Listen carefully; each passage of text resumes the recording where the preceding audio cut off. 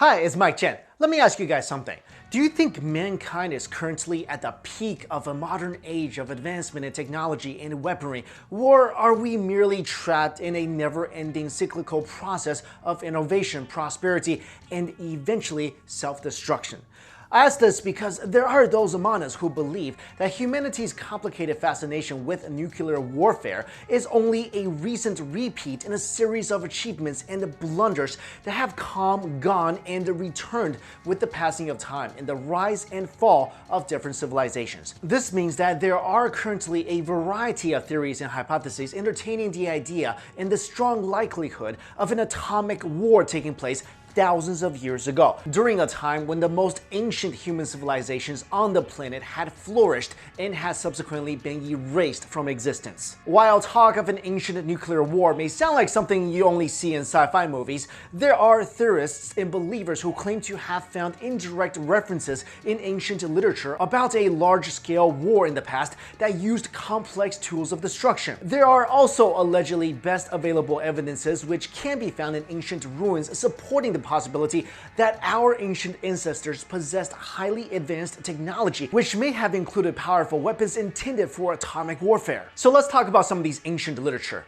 Modern humankind had never heard or experienced horrific descriptions about the aftermath of a nuclear explosion until the bombing of Hiroshima and Nagasaki in Japan during the Second World War. However, an accurate description of such a catastrophic event had allegedly already been written in ancient texts thousands of years ago, particularly in the great Sanskrit epic of ancient India titled the Mahabharata. The Mahabharata, which spoke of doom and destruction and allegedly contained verses that seemingly spoke of a nuclear war. It is believed by some to be an indirect proof that an ancient nuclear war actually took place on Earth way before the nuclear bomb attacks in World War II. The ancient Hindu epic are claimed by some to have originated thousands of years earlier, and they say it described massive fireball weapons falling from the sky during a war between the Rama Empire and an enemy race considered as the archetype of the mythical empire of Atlantis. One reference in the Mahabharata purportedly speaks of explosions which were described to be brighter than 1,000 suns,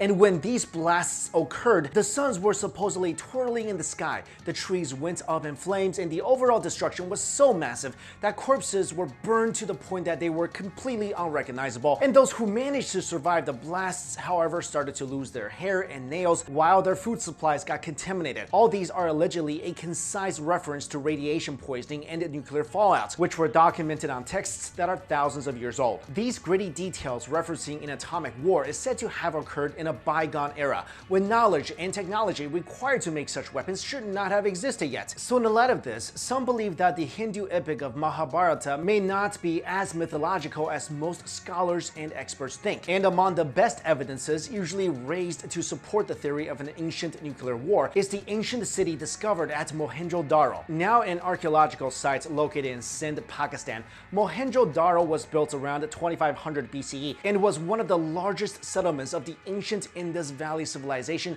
until its abandonment in the 19th century BCE.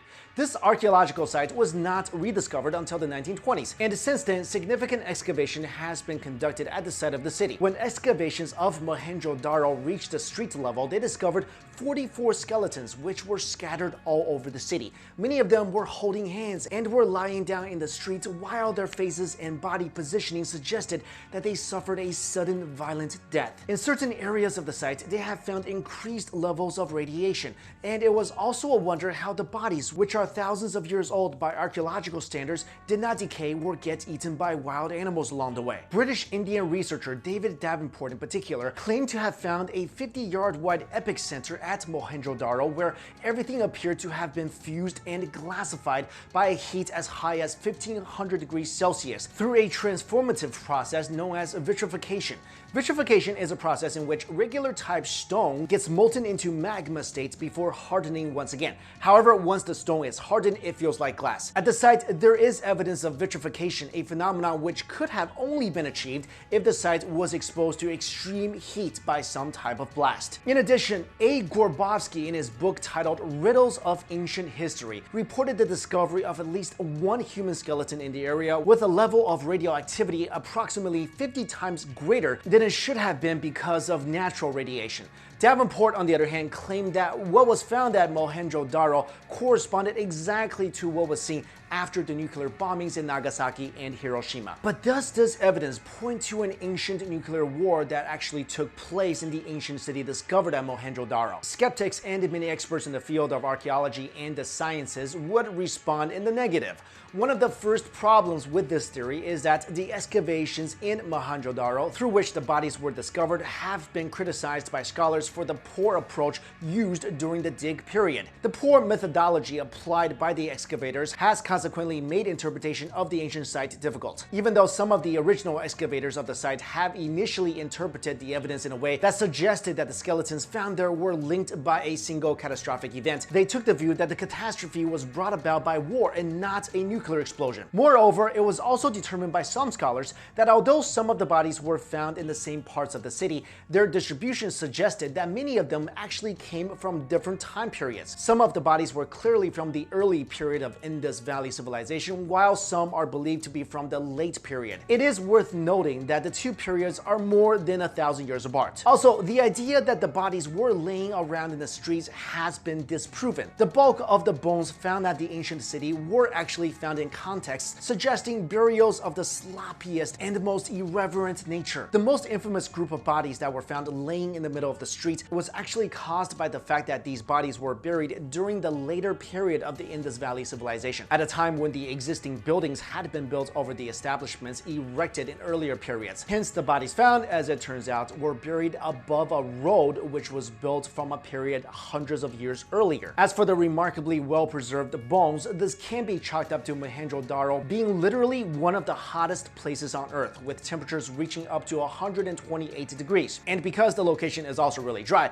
it is a perfect climate for preservation. This is also probably the reason why the mud brick buildings are still standing until now. And as for the claims about there being radiation at Mohenjo-daro, the problem with these allegations is that no one is completely certain where this claim originated from, since the source of the claim was not any of the scientists directly involved with the Mohenjo-daro digs. It's difficult to verify whether this claim is actually true. Another major problem with the theory that the Mohenjo-daro settlement was destroyed because of a nuclear explosion is the city itself. For an ancient city that was supposed to have been obliterated by an atomic bomb, it is unusual and inconsistent that the buildings in the area are still intact, and some of them are still standing erect at 15 feet high. Since they are made out of mud, some of them should have been toppled if a nuclear weapon did hit the ancient city, as the force of its blast waves have more than sufficient destructive power to do so. So what do you guys think? Was there really an ancient nuclear war thousands of years ago? And if so, did an advanced human civilization exist on planet Earth around that time? Or their supposed high technology alien in nature? While all the evidences presented referring to an ancient atomic war have somehow been debunked one way or another,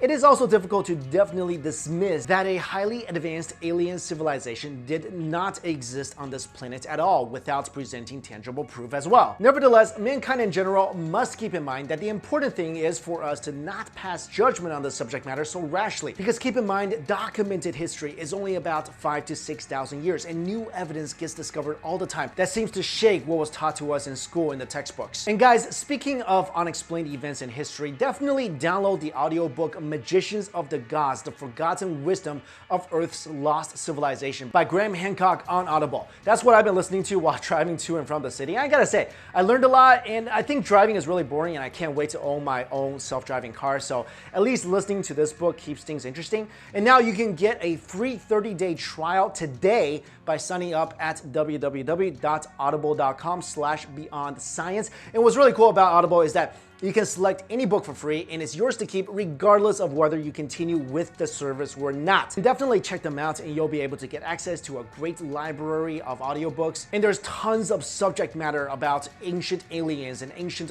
lost civilizations and ancient lost technology. So if you're into that kind of stuff, definitely download those books, and you can listen while you drive so you're not wasting time. And you get to support this channel as well during this crazy apocalypse, and I would really appreciate that. So definitely click the link in my description box below and start your free trial. Thank you all so much for watching this video. I'll see you later.